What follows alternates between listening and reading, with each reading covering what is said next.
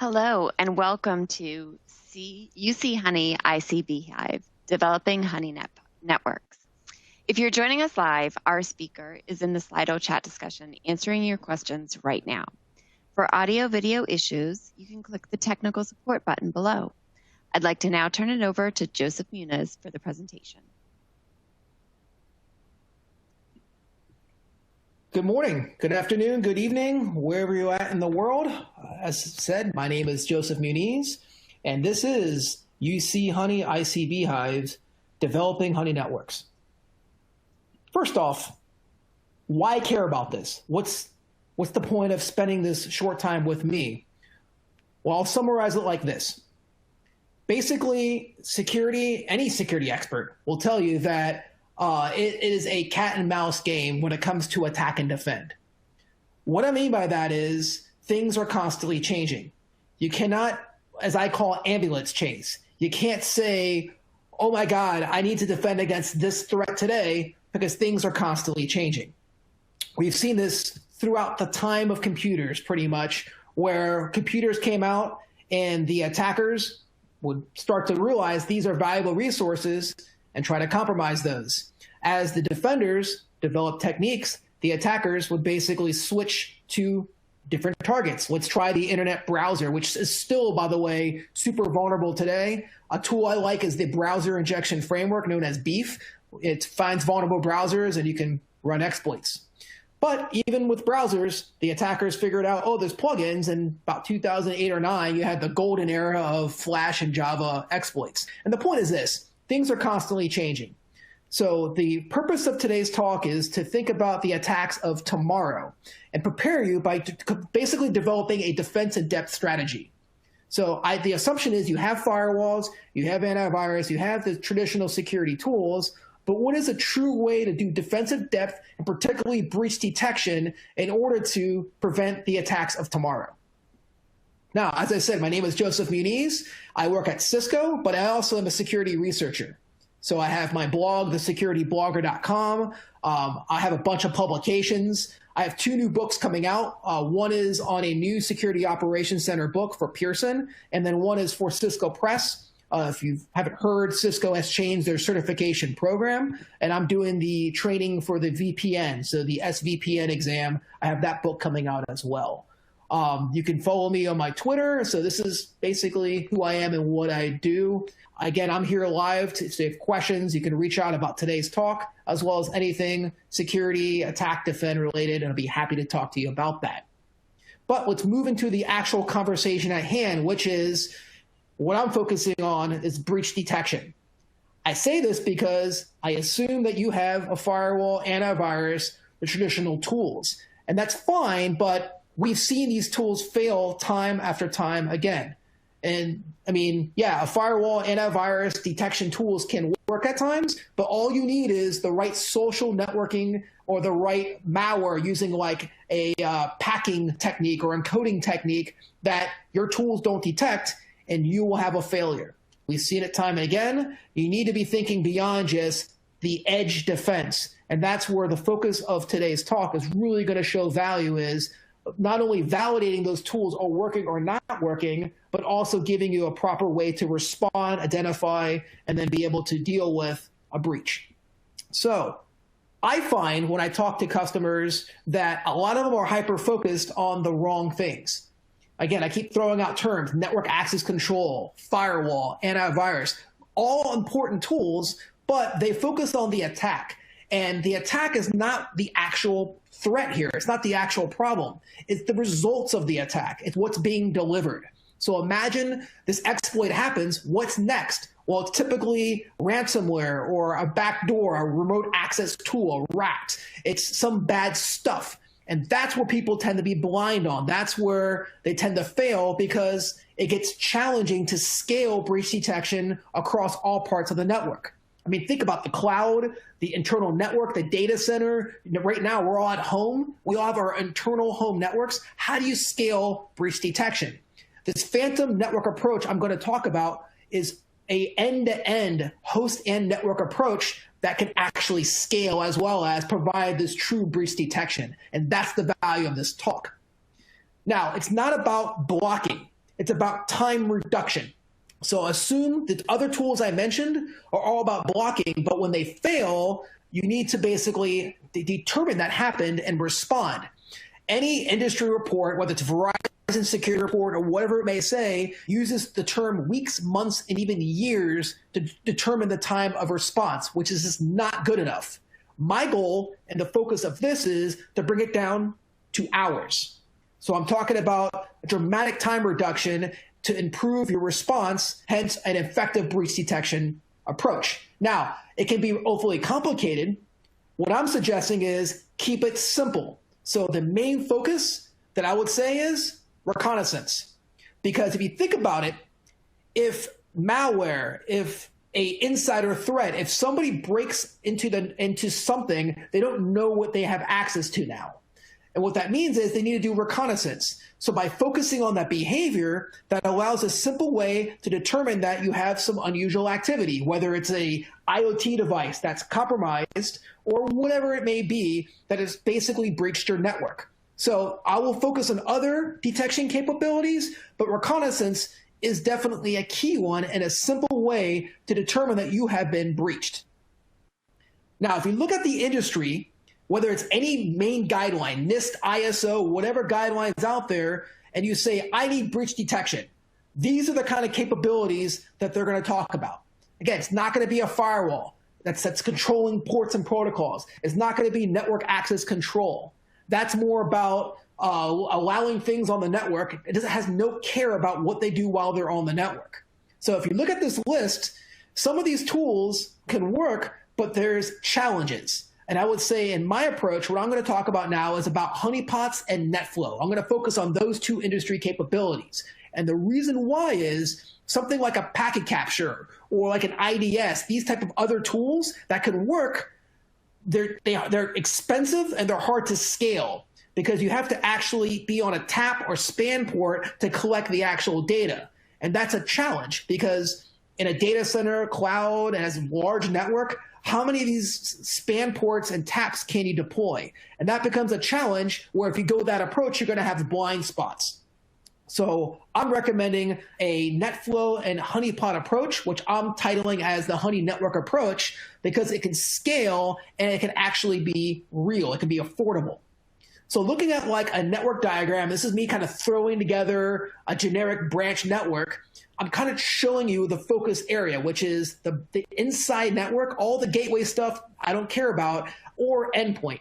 And I bring this point up as well because if you just do an endpoint approach, like a honeypot approach, well, you can only put those in certain parts of the network. If you just do a network approach, what happens if the attacker doesn't basically scan multiple networks? They may not trip one of your areas. So my belief in what I've been deploying at customer networks is this combo approach to give you the true end-to-end. The one final concept before I get into the meat and potatoes of this talk is understanding what we're actually looking at, how we're actually looking. So most edge technologies like antivirus and IPSs are heavily signature focused. So pattern matching. I see this hash or I get this threat feed. And when I see this, alarm. However, those, as I mentioned, you probably have, and they're likely to fail through encoding, polymorphism, all these attacker techniques. So my focus by using honeypots and NetFlow is a combination of anomaly and behavior. Anomaly means baselining. This is more the NetFlow approach, where I'm going to baseline the network and look for unusual behavior. Behavior is like looking for reconnaissance. This may be an unknown threat, but its behavior is bad. Now, it's key to know that these two are heavily complementary of each other because attackers know when they breach a network, it's like, oh, I'm inside this unknown environment. There's probably security tools in here looking for me. So they're going to use stealth. And what's awesome is the more stealth they use, the more of an anomaly they become. So by trying to beat the behavior capability, they're going to actually stand out as an anomaly. And if they don't try to use stealth, they're going to stand out and be caught as a behavior piece. So again, it's another reason why I'm not just talking about phantom networks or honeypots, but the combination is I'm combining anomaly and behavior capabilities to give you a true defensive depth approach, again, that can scale. So let's get into it. Part one, phantom networks. So a phantom network is essentially the way I'm defining this is using NetFlow. Now, NetFlow's been around for a while, and there's different forms of NetFlow. My recommendation is to have the most data-rich NetFlow, like a NetFlow 9. And the reason why is because you can see the who, what, when, where. You can actually get those details to understand that you have a problem. Using a less chatty or a less informative NetFlow won't give you the same results. Also, understand in the world of NetFlow that just because you have the data doesn't mean anything. You can collect logs and have those, but you get absolutely no value unless there's some intelligence involved. So certain NetFlow tools, and I don't want to vendor bash here because certain vendors are really good at what they do, but they just don't do security. One example will be like a SolarWinds that's really good at doing the peaks and valleys, determining if you have route problems, fixing your telephony network, but they're not necessarily focused on security, which is identifying malware, worms, insider threats. So you definitely want to have the right tool. It's not just having NetFlow, it's having the right NetFlow and the way to use the NetFlow. Now, I would say sampled flow, any type of like sampled like NetFlow is not good enough. It's not going to work for this approach. You're going to get an alarm that says something's happened in the last 24 hours, and that's just not that valuable. So my recommendation, NetFlow 9. There are vendors out there that offer converters that can convert raw traffic to NetFlow. And if you have questions, again, I'm here. Message me in the chat, and I will be able to respond to that. Also know that most modern tools support NetFlow today. I get questions about performance. It shouldn't really be a major performance increase unless like you already are tapped out. And this is that, as they say, the straw that broke the camel's back type deal, where this last little thing's going to break the system. Now, really what I'm talking about here when I say NetFlow, yeah, there are a lot of different detection mechanisms, but what's kind of cool is, and what a lot of my customers don't know about until I inform them of this concept we're talking about, is you can actually create fake networks, which I call phantom networks, and basically have them as a detection tripwire. So the idea is, as I said, reconnaissance is the focus. If somebody does reconnaissance and trips or tickles one of those networks, an alarm will go off because nobody should be interacting with those networks. They're fake, they're phantom. And the idea is you can stand up as many of these as you want. So it allows you to create a deception between what's real and what's not, where an attacker, as doing reconnaissance, will likely hit the network. That's the idea. Now, I have done this as well by looking at existing networks and looking at crossing between networks. So I would say like a classified, unclassified, and you can say if a traffic from the classified ever goes to the non-classified, also alarm. I've seen situations where my customers say, thou shalt, we know it's not happening, and then you actually monitor with this approach, and you find that there's an old exception in the firewall list that's actually allowing traffic to happen, and an attacker's taking advantage of that. So that does happen. But for this particular purpose, the easiest way and one other way is using my phantom network approach, which is creating the fake networks. Here are some examples of customers using this approach. One is, and I can't give the details on this one, but you can get the high-level understanding that in a DISA-based network, there was an X-ray machine doing port scans, trying to find other networks. And by doing that reconnaissance, they tripped over one of the phantom networks. The phantom network was like, why are you port scanning me? Because we'll talk about whitelisting and vulnerability scanners versus actual malicious activities, but an IP address that was not authorized to scanned one of the tripwires, and we're able to find it. Same one is another customer example with using Splunk and pulling in phantom information, and basically once an alarm went off, you click and open up the widget, which I'll talk about making those in a few minutes, and you can see the details of what's going on. So that's an extremely effective approach. I would say if you have concerns of false positives, well, the most common one will be like a port scanner or something, or I'm sorry, a vulnerability scanner, and you need to whitelist the tools that do security scanning. So it's basically anything that's not expected to be doing scanning. I'll also talk about a little later around integrations, where you can even integrate with like an access control or packet capture tool to give you some other cool things. But that's really the summary of Phantom Network. It's part one of this talk, but there are limitations. One limitation, let's say that I'm going to attack a network and I don't want to just scan everything because, again, I'm afraid that I don't know where I'm at. I don't want to trigger security alarms, so I'm going to be tactical in my scanning. I may not trigger a phantom network. And that's where part two comes in, which is honeypots. Now, honeypots have been around for a while. This is going to be a shorter explanation because I assume you've heard of a honeypot. But I'll say for this purpose, think of it as 3 different types of honeypots: low, medium, and high interactive.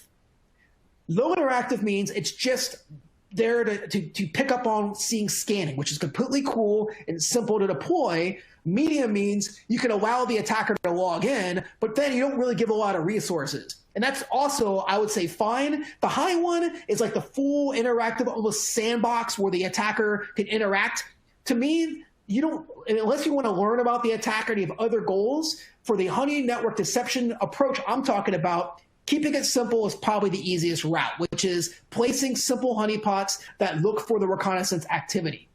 Now, you have to think persona with this approach, because again, you're creating a phantom network. So I would think on a network, do you want to use IoT devices to basically be the phantom? Find a IoT-based honeypot, and there's many of these open source simple honeypots that can give you that value. So think persona as you build out this phantom network, and I would say low or medium interactive makes sense.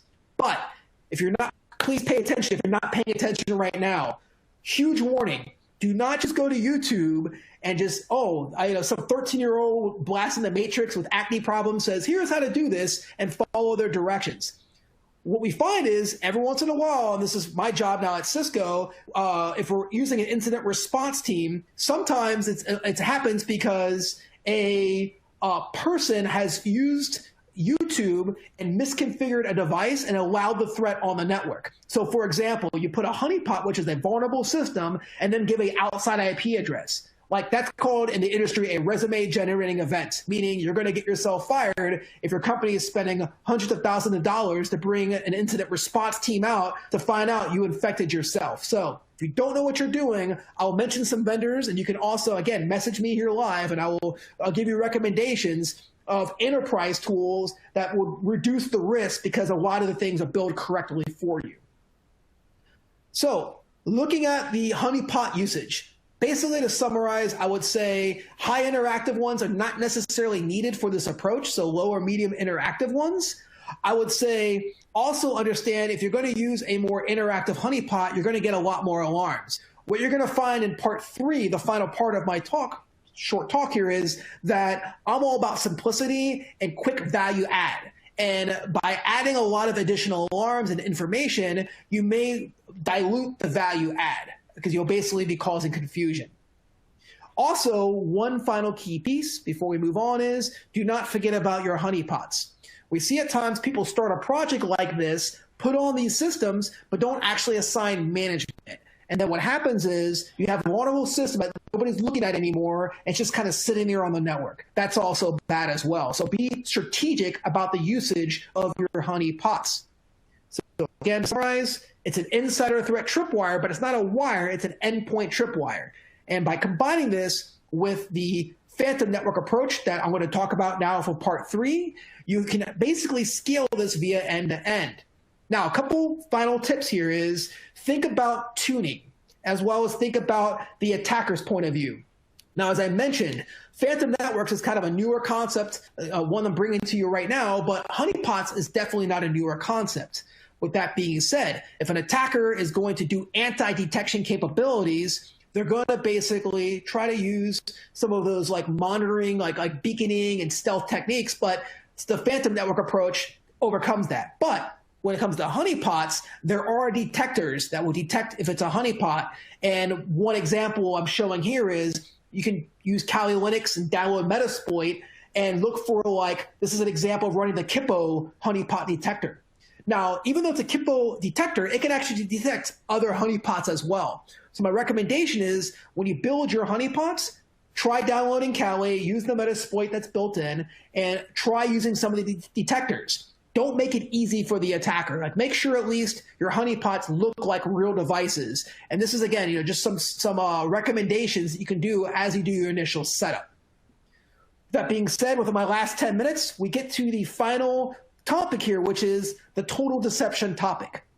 So to summarize thus far, what I'm talking about is breach detection, looking for the threats of tomorrow. I'm talking about doing this and scaling this across any type of network, virtual, cloud, doesn't matter, and being able to do this in a simplistic way where when your initial defenses fail, you have a way to detect it. I believe this approach is extremely effective because first you have the phantom network approach. Allows you to create as many fake networks as you want, and when somebody trips that network, you can get the alarm and know that there's a breach within that network segment and be able to then do your response.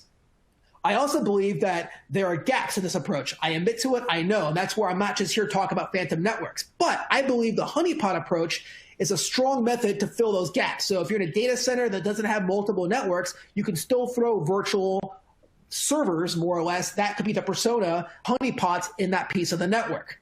Now, as you scale this, my recommendation is you definitely need a SIEM or some centralized piece to take in the logs. It's not about logging into multiple tools. Again, it's about simple value add. Basically, having a good incident response means being able to consolidate all the data so you can actually review it and respond to it.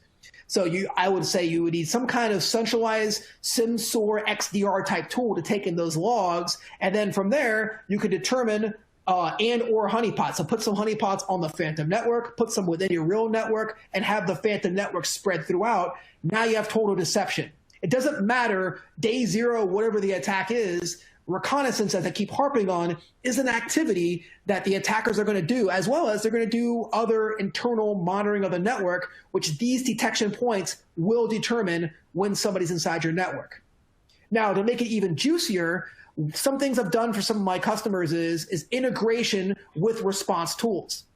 The two most common I've done is either using a packet capture tool, so it can be like a NetWitness, or it can be some other type of tool or a script that launches a TCP dump, or integrating with like an enterprise access control solution.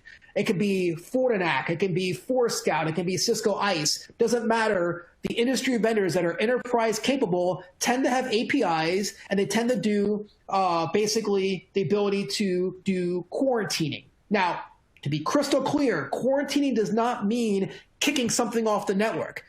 For most of my customers, they're afraid of that. They're afraid of causing that problem and causing the whole project to look awful.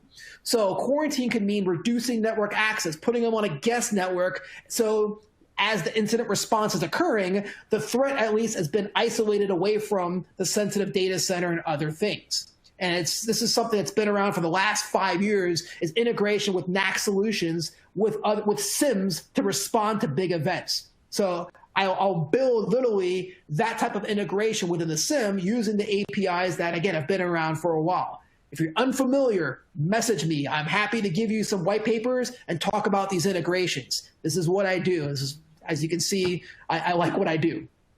Now, to kind of summarize the components, at the very beginning, there's the NetFlow tool that I understand a lot of you may not have, and that's the idea of creating phantom networks. Cisco's StealthWatch, Plixer are two examples of security-focused vendors, but there are also other ways to do it with open source tools. And then on the endpoint side is honeypots, which there's hundreds of them out there. I can throw out like, enterprise vendors like TrapX that do really cool things, or you can keep it simple and pick a open source, like I want to simulate an IoT. There's Honeyfing as an example. So there's many open source options that also can work there as well for that value. Finally, I heavily suggest a centralized tool, whether it's SIEM, SOAR, XDR. You need something to take in the logs. You're not going to log into each device.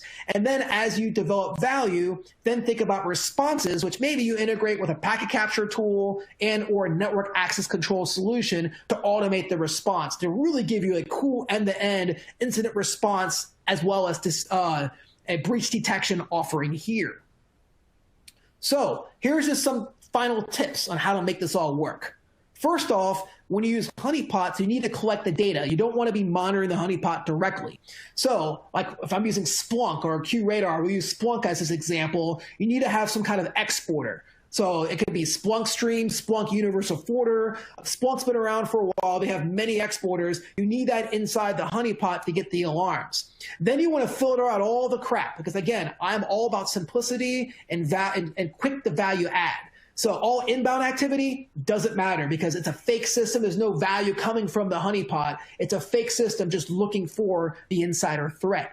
However, you may want to have a medium interactive honeypot, and that's totally cool. If you want to do that, I would still say simplify the triggers. Don't look for every single alarm from there. I'm giving you examples of the top 6 I would recommend, because these are the things that typically happen. You log in as an attacker to a compromised system, and you're going to like modify files, or maybe hide your history is pretty common, or you do a wget and download your toolkits and stuff. So look for a couple things like that, and that's it. Keep it simple, and that's it. From the NetFlow tool, you're just having the NetFlow tool send your alarms or logs to the SIEM, and once the data is in the SIEM, then you can do your tuning.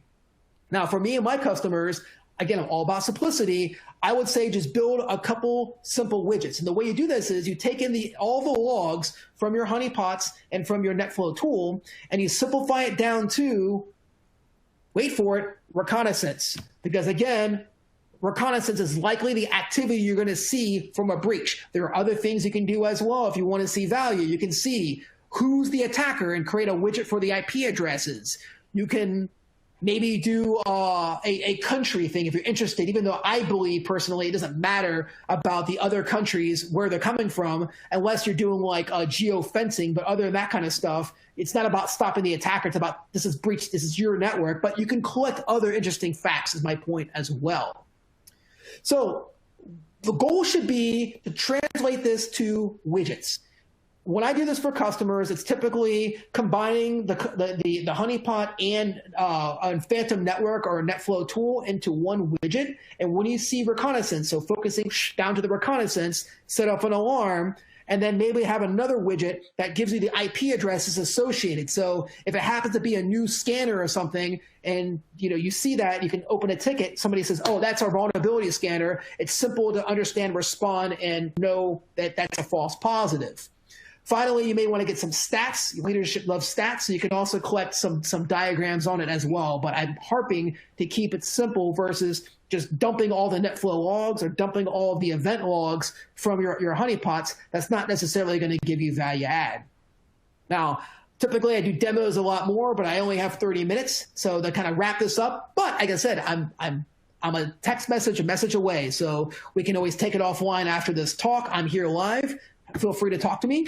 But for the next steps, I will say, first off, my recommendation is try to develop this Phantom concept. If you're going to go after buying tools, et cetera, it's going to be expensive. The approach I'm talking about here is acquiring a NetFlow tool. I understand there's some cost to that, but that's the way it is. There is some investment to make this work. Build that out. Try creating a Phantom network. Try adding a honeypot and keep it simple and small. Then make sure you're getting the logs in your SIEM. Start to do the tuning. So then basically adjust the logs, just focus on reconnaissance, create those widgets I'm talking about. Create the activity so you can download Angry IP, Nmap, Zenmap, whatever it may be, and scan and trigger the alarms and see how they look inside your SIEM. This is the way that I do it when I do it with my customers. And then from there, you start to scale, because to be honest, building it is the hard part. Scaling it is not hard. Adding more Phantom networks or replicating a cloned honeypot is not that hard. It's the initial build that it's going to take you a little more time. At that point, you assign somebody to use this, get some value add, and then start to think about building upon that with your integrations, with your network access control and so forth. And I'll close with this. Security is not a journey, it's a destination. Like, you don't become secure. This is something you're going to have to work towards, and threats are constantly changing. You can buy an IDS, try to put it some part of the network, but I find that in my customer base, where I see the most success is an easy way, simple way to get basically breach detection across the entire network.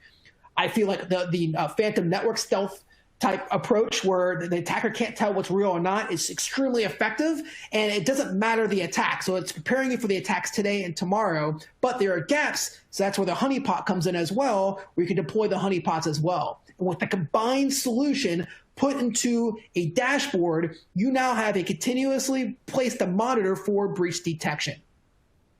Again, my name is Joseph Muniz. This was a talk on honeypots and honey networks, basically, is the talk to give you total deception from end to end. I'm here if you have questions, but I truly appreciate your time and hope that you stay safe in your security journey.